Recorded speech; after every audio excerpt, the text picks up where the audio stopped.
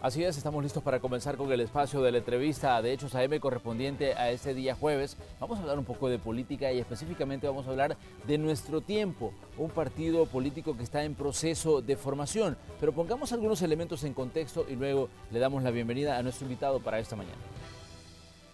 Johnny Wright Sol, quien fungió como diputado de Arena, se encuentra conformando un nuevo partido político bajo el nombre Nuestro Tiempo. Desde el periodo anterior, Wright se convirtió en un crítico de la clase política, asegurando que no se siente representado por la oferta actual.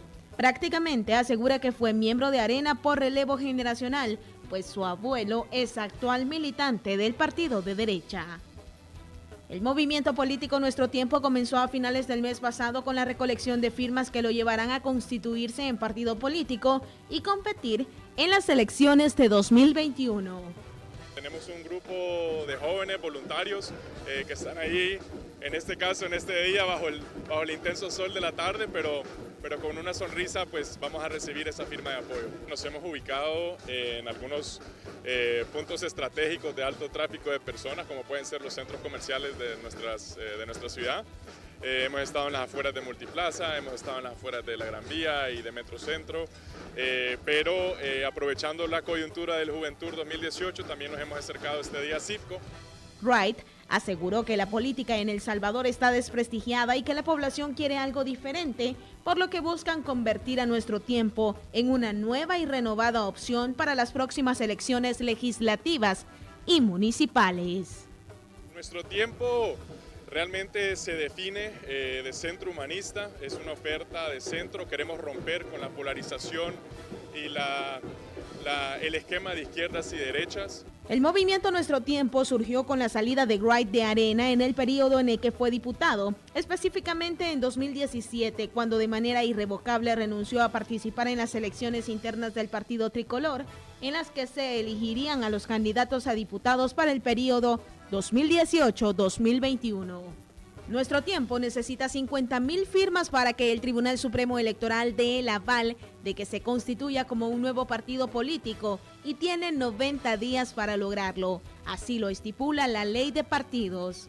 Y para hablar sobre este partido en formación y otros temas de coyuntura en los que se ha visto involucrado su ex partido político Arena, esta mañana, en la entrevista de Hechos AM, conversaremos con el presidente de Nuestro Tiempo, Johnny Wright Sol.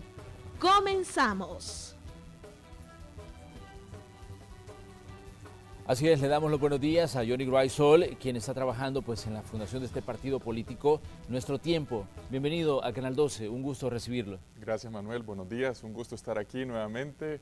Gracias por esa introducción y sobre todo por este espacio importante en Canal 12. Cuéntenos cómo va este proceso de recolección de firmas, cómo va este proceso tan importante que exige como requisito el Tribunal Supremo Electoral para constituir un partido político, al presentar las firmas. En este caso son 50,000 las que se están exigiendo. ¿Cómo van ustedes con este trabajo? Sí, bueno, vamos bien. Realmente el día que di esa entrevista a Canal 12 era el primer día, hace casi 2 semanas que habíamos arrancado con este proceso de recolección de firmas.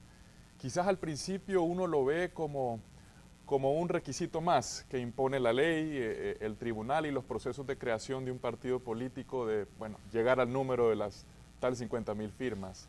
Pero al haber iniciado el proceso nos dimos cuenta que realmente se trataba de algo mucho más profundo y de que el ir a pedir firmas de apoyo para un partido político es casi como hacer una encuesta en el terreno, es tener la oportunidad de tener un contacto directo con la ciudadanía. Y en estos días, el apoyo, la receptividad del proyecto ha sido bastante favorable. No dejan de haber, por supuesto, ciudadanos que quieren saber más y preguntan y repreguntan porque hemos notado y estamos convencidos de esto, que la sociedad salvadoreña ha evolucionado. Ha evolucionado en su tolerancia de la corrupción, ha evolucionado en sus expectativas en cuanto a lo que debe ser un funcionario público, ha evolucionado en cuanto a lo que desea de sus representantes y los partidos políticos. Entonces, reconociendo eso, es que nosotros estamos convencidos de que lo que estamos haciendo pues, es un paso en la dirección correcta. Pero los partidos políticos se han enterado de que los ciudadanos han evolucionado y que su forma de percibir lo que ocurre en órganos como la Asamblea Legislativa, en las decisiones que se toman desde el Ejecutivo, o sea, ya el ciudadano no lo percibe de la misma forma que tal vez lo hizo hace años atrás. Sí, por supuesto que se han enterado y tendrían que ser ciegos para no haberse enterado. Lo que sucede es que no están respondiendo a ese cambio. Y eso genera, por supuesto que muchísimas frustraciones, genera muchísima apatía hacia la política y deseo de no involucrarse. Aquí uno menciona la palabra política y como que si generase un poco de alergia, sinónimo con corrupción, sinónimo con abusos. Y la política no debe de ser eso. De hecho, la política es donde tomamos decisiones que nos impactan a toda nuestra sociedad. Entonces, esto no puede continuar así. Para mí es el peor escenario para una democracia, es el que no hayan personas que se quieran involucrar, el que hayan personas que tengan miedo de entrar en política. De hecho, yo creo que en el contexto actual, donde está tan desprestigiado el quehacer político, es donde más se necesitan personas íntegras, personas que desean servir a su país, que se involucren. Y de eso se trata lo que estamos haciendo.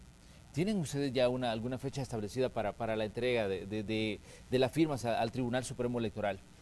Mira, el plazo que establece la ley son 90 días y yo creo que ese plazo vencerá, no sé la fecha exacta, pero en noviembre, ¿verdad? Todavía falta lo que queda del mes de septiembre y es donde le hemos metido el acelerador para lograr el objetivo. Y hemos ido cumpliendo nuestras metas, ya llevamos varias miles de firmas, pero esto también es un trabajo, como decía anteriormente, de cara a cara, de uno en uno, de una firma en una, vamos a llegar a las 50,000. Es un trabajo que cansado, tedioso, pero muy gratificante. Vale la pena y sobre todo pues nos sirve a nosotros para sondear un poco y validar realmente nuestro proyecto. Y todos nos sentimos pues muy orgullosos de lo que hemos alcanzado hasta ahorita y seguros de que lo vamos a lograr de aquí a noviembre. ¿Tienen ustedes visualizadas las elecciones de 2021 como digamos, un punto de partida para la participación ya de nuestro tiempo, de lleno en la actividad política del país? Sí, de hecho, en el 2021 hemos puesto las miras como la primera oportunidad para una participación en un evento electoral. Muchos creían que con mi salida de Arena y todo, que estábamos corriendo para constituir este partido político para poder participar en el 19. Y la verdad es que no tenemos urgencia ni tenemos una obsesión con el poder, ni mucho menos obtener un cargo público a corto plazo. Pero 2021 realmente está a la vuelta de la esquina, pero nos permite el tiempo suficiente para preparar una propuesta, para preparar candidatos, para preparar y identificar liderazgos y llevar una propuesta seria, diferente para esa contienda electoral. En la política salvadoreña no deja de ser un mal crónico el cortoplacismo, ¿verdad? Vamos de elección en elección, entonces sí creemos que es algo realmente innovador el planteamiento de que esto es a mediano o largo plazo. Reconocemos que ahorita somos un esfuerzo relativamente pequeño, en donde más personas se van sumando día a día, pero que esta es la forma correcta de hacer política desde la ciudadanía. Pero ¿consideran ustedes que existe, digamos, conciencia de la necesidad de romper el bipartidismo que se ha formado en El Salvador? Sí. Porque hasta ahora cuando hablamos de política pues nos referimos siempre a partidos en específico, pero ¿cómo pueden, digamos, movimientos como Nuestro Tiempo incursionar y orientar al ciudadano a la necesidad de romper esa, digamos, esa hegemonía que mantienen hasta cierto punto estos partidos? Yo creo que eso es esencial y creo que por mucho tiempo hemos estado sometidos a un esquema polarizado, como ya decías, en donde todo se ve en una dimensión de los buenos y los malos, los rojos y los tricolores, izquierda-derecha, blanco y negro, y las cosas realmente no son así, son mucho más complejas. Y de hecho hemos visto, sobre todo en los últimos años, la falta de acuerdos políticos, por ende también la falta de voluntad política para llegar a los mismos, y que la dinámica política es de desacreditar al adversario, de quién es menos o más corrupto. Y no estamos hablando sobre lo que verdaderamente importa, no estamos ni siquiera proponiendo.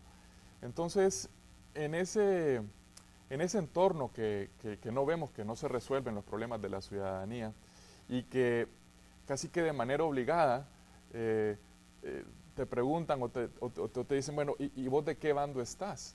Bueno, yo realmente no estoy en ningún bando, yo lo que quiero es servirle a mi país y quiero que las cosas se hagan diferentes. Bueno, pero ¿qué ideología es la de tu partido? Bueno, nosotros nos definimos de centro humanista, ponemos al ser humano al centro y bueno, quizás en algunos temas puede ser que nos asocien con una ideología que esté más de una tendencia de centro izquierda y bueno, y con otro de más de centro derecha, pero en el fondo, ¿qué es lo que necesita El Salvador? Primero, que nos dejemos de tanta demagogia y que nos escudemos en estas ideologías y las obsesiones y los esquemas que no llevan a soluciones prácticas y que podamos construir gradualmente a través de reformas, a través del debate y el diálogo, lo que funcione para El Salvador. Entonces, nosotros también valoramos la diversidad y lo plasmamos como uno de nuestros principios innegociables dentro del qué hacer de nuestro partido. Y eso es la diversidad. Creemos que además de haber evolucionado como país, también somos un país diverso. Diverso en experiencias, diverso en pensamiento, diverso en cualquier forma, y que en un proyecto político como el nuestro debe y puede caber cualquier persona, pero no por ser incluyentes debemos de dejar de ser exigentes. Tenemos que ser y pretendemos ser muy exigentes en cuanto a la responsabilidad que nos tocará en algún momento, que es ejercer la función pública. Johnny, usted ya incursionó en política, ya estuvo durante un periodo en la Asamblea Legislativa y por lo tanto, bueno, lo vimos incluso pronunciándose en algunas situaciones en las que usted se separó del partido por el que fue elegido para estar en la Asamblea Legislativa. Me gustaría conocer su punto de vista sobre situaciones que están ocurriendo en ese órgano de Estado hoy y que definitivamente van a tener una consecuencia para el país en determinado momento. Por ejemplo, la elección de magistrados de la Corte Suprema de Justicia. Es un debate que parece que no termina. Llevamos más de 2 meses y no hay una sala de lo constitucional. ¿Cómo ve usted desde fuera, digamos, este proceso ahora en el que es una elección de segundo grado que es tan importante, pero parece que se va a seguir prolongando, no sabemos por cuánto tiempo? Sí. Bueno, en particular con ese tema de la elección de magistrados de la Corte Suprema, y aunque reconozco que actualmente pues, no ocupamos un cargo público, pero tampoco consideramos que nos hemos mantenido fuera y debemos mantenernos fuera. De hecho, el rol que ha ocupado sociedad civil en este debate y en este proceso ha sido vital, sobre todo enfatizar de que se trata de una elección donde se debe de elegir en base a idoneidad, en base a independencia de criterio, etcétera. Y de hecho se han hecho trabajos que no se habían hecho en otras elecciones de funcionarios de segundo grado, de evaluaciones, de establecer parámetros de cómo es la mejor manera de evaluar. Desafortunadamente, y yo vengo diciendo esto y empujando esto dentro de la Asamblea Legislativa desde que fui diputado y desde que tuve la oportunidad de participar en una elección de funcionario de segundo grado, donde la crítica la dirigí hacia el proceso en sí mismo. Que lo que establece el reglamento realmente a lo que lleva es a que se den negociaciones a oscuras de la ciudadanía y con intereses y con una finalidad sumamente de interés político partidario. Entonces, ese esquema no se ha logrado romper, el proceso no ha sido reformado, se han tomado en cuenta algunos factores en esta elección, pero tenemos un fallo gravísimo. Yo creo que hasta este momento también como ciudadanía le hemos fallado a El Salvador en no exigir con mayor fuerza y desde diferentes sectores que tengamos en este momento una sala de lo constitucional funcionando, porque estamos completamente desprotegidos. En un Estado de Derecho como el nuestro, la Constitución es el instrumento, digamos, son las reglas del juego. Y también es el esquema o el marco que contiene al poder. El poder por naturaleza quiere salirse de sus casillas y es la Constitución la que lo vuelve a meter dentro de sus casillas. Y sin el órgano que precisamente ejerce esa función, pues realmente estamos desprotegidos. Y las preguntas que deberíamos de plantearnos es, ¿quién se beneficia de este escenario? ¿Quién es el perjudicado? Yo creo que todos los que gozamos de derechos constitucionales, que somos todos los ciudadanos de la República, estamos muy perjudicados ante este escenario y debemos de continuar alzando la voz para no solo exigir una elección, pero exigir que se elijan los mejores.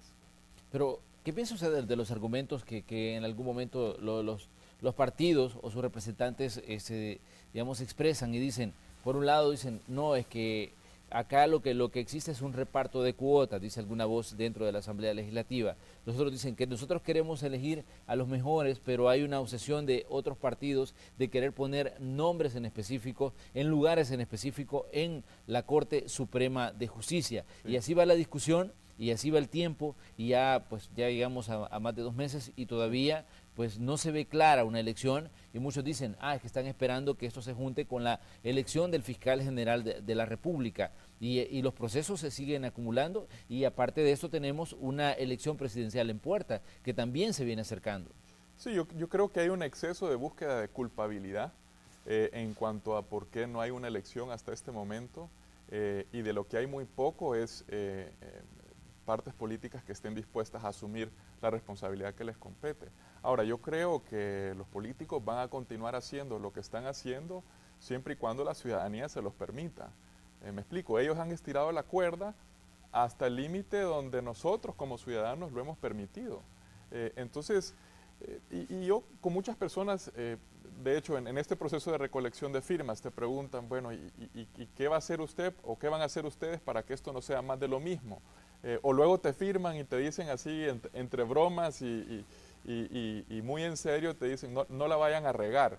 Creo que implícitamente lo que te están diciendo es no se vaya a convertir en más de lo mismo. Entonces, ante ese planteamiento yo les digo, bueno, es que no es qué es lo que yo voy a hacer, ¿verdad? Yo me llevo este mandato y yo voy a hacer y yo le voy a dar resultados. No, usted me tiene que acompañar, ciudadano, usted tiene la responsabilidad también de exigirme, a quién le voy a rendir cuentas yo, a quién le voy a cumplir y con quién debo formular las propuestas, de quién debo entender su problemática. Entonces no es bueno, aquí le doy mi voto, dele y a ver cómo me va, sino hay un acompañamiento necesario. Yo, en mi experiencia de diputado, vi pocas propuestas de ley que de hecho se convirtieron en ley, que llevaban un genuino respaldo ciudadano. Pero una de las que sí vi, y de hecho fue la ley de prohibición a la minería metálica en El Salvador, llevaba un acompañamiento social, un acompañamiento ciudadano, que el político que se hubiese opuesto a eso hubiese tenido un costo altísimo. Ahí a lo que quiero hacer referencia es la efectividad que tiene en una democracia la población de manifestarse, de movilizarse y de exigir que se respeten, se cumplen sus derechos o su voluntad. En este caso, la mayoría de salvadoreños no veía viable ni consideraba que en El Salvador debiese desarrollarse ese tipo de minería en nuestro país, por los factores que pudiesen ser, pero en el fondo es que necesitamos ver más iniciativas que tengan ese acompañamiento ciudadano. Por eso es que yo digo, bueno, sí, los diputados efectivamente nos han fallado, pero ¿dónde está la ciudadanía? Muy bien, vamos a hacer una pequeña pausa comercial, pero ya regresamos con más de esta conversación que sostenemos hoy con Johnny Graysol, quien está trabajando pues, en la fundación de este partido político, Nuestro Tiempo. Regresamos enseguida.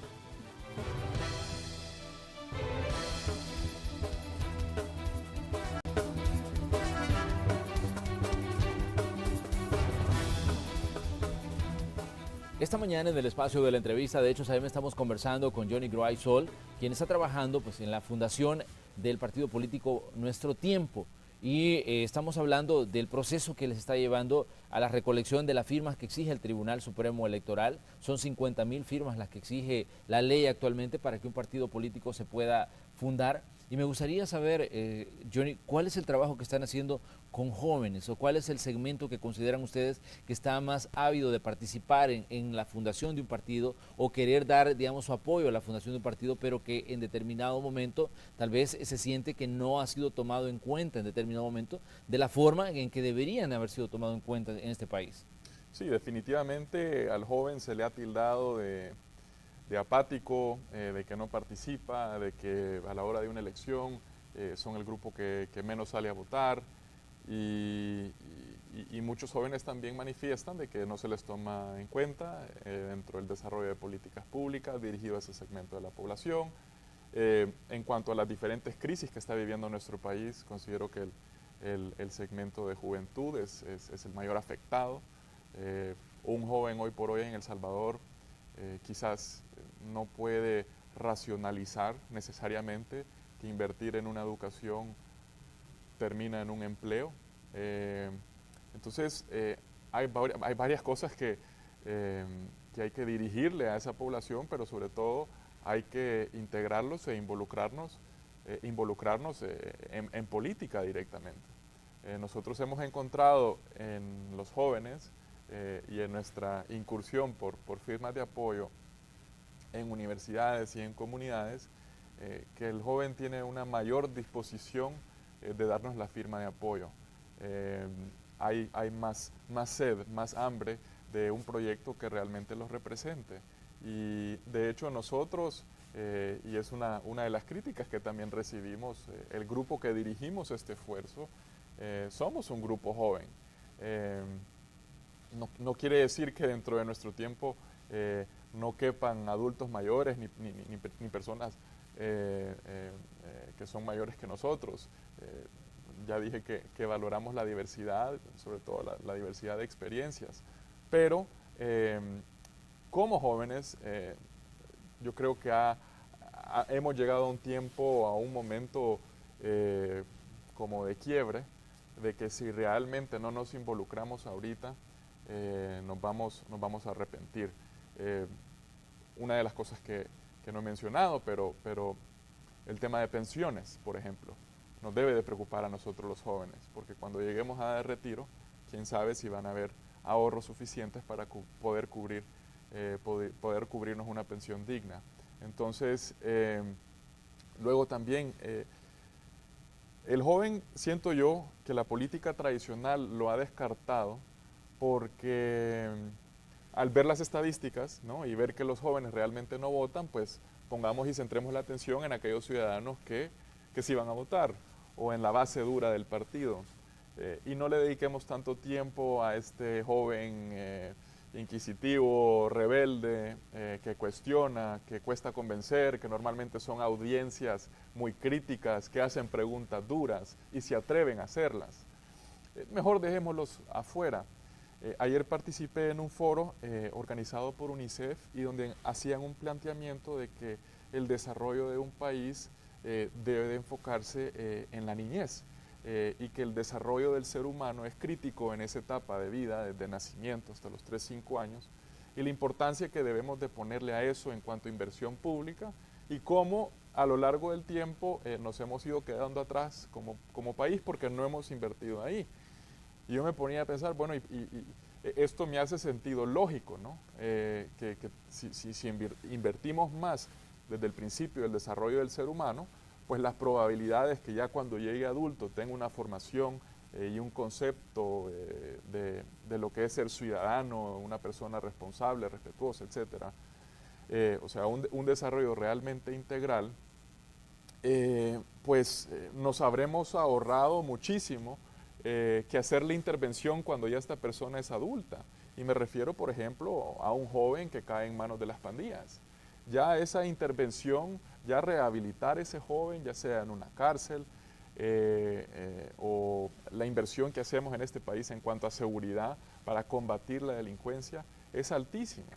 Entonces, yo siento que hay que darle la vuelta a la tortilla en varios sentidos y aunque hace sentido lógico y es evidente el que tenemos que hacer ese tipo de inversión, ¿por qué no se ha dado? Y al final creo que todos los caminos llevan a que no ha existido voluntad política. Y entonces nos preguntamos, bueno, ¿de qué depende la voluntad política? Sobre todo en el contexto actual de El Salvador. En muchos casos la voluntad política depende de votos. ¿Vean? Claramente los niños no votan. Las estadísticas, las encuestas dicen que los jóvenes no votan tampoco. Entonces como que hemos dejado eso a un lado. Nosotros debemos de retomar y en nuestro tiempo vamos a retomar como prioridad ese tipo de inversión y planificación de Estado. Esto indudablemente tiene que ser un acuerdo de país. Todos los panelistas que posteriormente discutieron la propuesta de UNICEF al final del evento coincidieron de lo que se necesita un acuerdo nacional donde todas las partes influyen.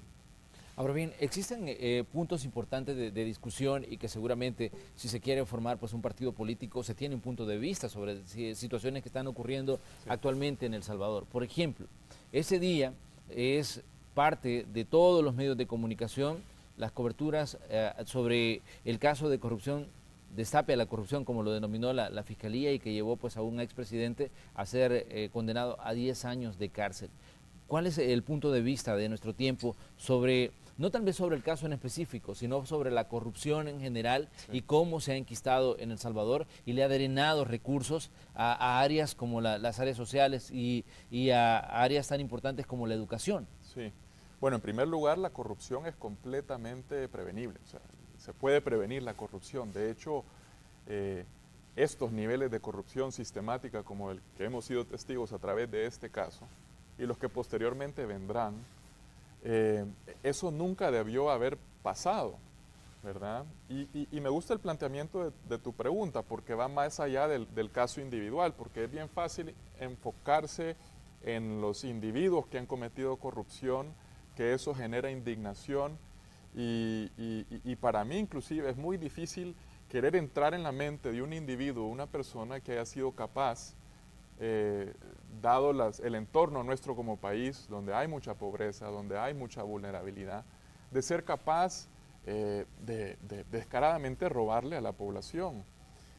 Pero ese no debe ser el enfoque realmente y las preguntas que debemos de hacer es ¿cómo llegamos a esto? ¿Qué pasó con las entidades de control? ¿Qué pasó de Contraloría del Estado? ¿Qué pasó con la empresa privada? ¿Qué pasó con la sociedad civil? ¿Qué pasó con los medios de comunicación? Es decir, para que esto se haya dado, hubo un fallo generalizado de toda la institucionalidad del país, que ha durado mucho tiempo. Por eso es que yo te decía al principio que considero que la población ha evolucionado. Y aunque el resultado de la condena de ayer indudablemente es un avance importante en darle la vuelta de la página al capítulo de impunidad en nuestro país, indudablemente hay mucho por hacer, es decir, hay poco que celebrar en estos momentos, sino más bien es momento de ver en cuanto a la lucha de la corrupción, cuál es el camino. Ahora, hay un tema que está pendiente en la Asamblea Legislativa también, que es la reforma a la ley del servicio civil, del servicio público. No hemos actualizado ni hemos normado la función pública en nuestro país. ¿Por qué? Porque para las partes políticas, en la actualidad y por mucho tiempo hacia atrás, ha sido inconveniente normarlo. Es más fácil mantener un esquema donde los partidos políticos se alimentan de fondos del Estado y donde tenemos fenómenos como plazas fantasmas, donde tenemos personas en cargos de funcionarios de muy alto nivel que no tienen ni la competencia, ni la experiencia, ni la capacidad para dirigirlo. Entonces, todo eso es parte del entramado de la corrupción. ¿Cómo derribarlo? ¿Cómo enfrentarlo? Bueno, primero tenemos que llevar a la función pública a las personas mejor preparadas. Y quienes ocupan cargos o quienes ocupan una posición especial en ese tema, los partidos políticos. Entonces, una de las funciones que vemos esenciales de nuestro tiempo, de nuestro proyecto, es llevar a la función pública a las mejores personas, lograr atraer talento. Hoy por hoy, mucho del talento nuestro o se va del país o ingresa al sector privado. Porque es muy difícil plantearse, aunque tú seas un joven universitario recién salido en Derecho que aspira a ser fiscal general de la República, es muy difícil plantearse que vas a hacer una carrera dentro de lo público y que te vas a ir superando y que tenés un camino que vos podés ver claramente, que si yo hago esto, que si yo me esmero aquí, que si yo pongo esfuerzo, que si yo saco una maestría, que si yo invierto en mi preparación, etcétera, que yo algún día tendré todas las posibilidades de llegar a ocupar el más alto cargo. Hoy por hoy no funciona así. Hoy importa más a quién conoces, en qué partido militas, a quién vas a proteger, a quién vas a acusar. Entonces, eso tiene que cambiar y los partidos políticos ejercen una función esencial. ¿Considera usted que en los partidos mayoritarios ha existido hasta cierto punto una tolerancia a hechos de corrupción? Porque aquí parece que hay una disputa entre que mi corrupto es menos corrupto que tú corrupto. Sí, yo creo que más que una tolerancia, una clara complicidad. Una clara complicidad. O sea, eso es parte de la institucionalidad, ¿verdad? De poder, de hecho, tener procesos internos para garantizar que dentro de tu función que tenés dentro de la sociedad, estés cumpliendo y estés haciendo las cosas bien. Yo sé que muchas veces el ver hacia adentro, el hacer una autocrítica o el ser una voz de disenso es visto como un acto desleal. Pero eso para mí es un esquema del pasado. Como te digo, la sociedad ya evolucionó y ya eso no se lo tragan, ya eso no lo toleran. ¿En algún momento usted se arrepintió de haber sido esa voz de disenso en ciertos temas? No me arrepiento de haber sido una voz de disenso, no me arrepiento de haberme atrevido tampoco a abordar algunos temas espinosos, precisamente porque es lo que veía yo que era mi función y mi deber como servidor público. No tampoco me creo dueño de la verdad absoluta, reconozco que también que en algún momento me habré equivocado, pero siempre en todo lo que he hecho he procurado hacer siempre lo correcto y mantenerme firme a mis principios y también de manera abierta y rindiendo cuentas a la ciudadanía. Bueno, estamos llegando allá al final del espacio de la entrevista, pero me gustaría que le dijera a los ciudadanos cómo continúan ustedes con la recolección de firmas. Seguramente habrá gente interesada en darles el respaldo y que, bueno, sería importante que los ubiquen, a dónde los pueden buscar.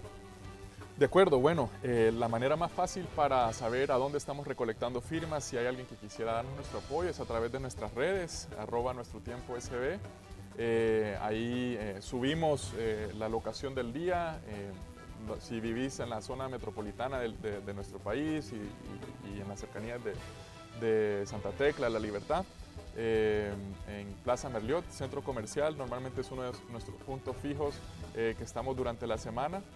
Y también vamos rotando, estamos en una especie de gira, queremos también salir al interior de nuestro país.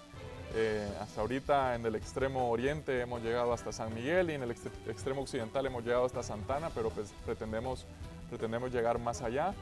Entonces, estar pendiente de nuestras redes para ver la ubicación del día y nada, pues ojalá podamos contar con el apoyo de todos los ciudadanos. Bueno, le queremos agradecer, Johnny, que haya venido a acompañarnos esta mañana. Le deseamos pues la mejor de la suerte en su proyecto y por supuesto le esperamos aquí nuevamente para que hablemos de tema de coyuntura y para que hablemos del punto de vista que tiene nuestro tiempo sobre lo que está viviendo El Salvador en este 2018. Gracias, Manuel, ha sido un gusto, un placer realmente estar aquí. De nuevo felicitarte a vos y a este canal por la labor periodística que hacen, que es una función esencial para el desarrollo de nuestra democracia. Muchas gracias. Cerramos así nosotros el espacio de la entrevista. Vamos a una pausa, regresamos con más. Recuerde que somos Noticiero Hechos AM.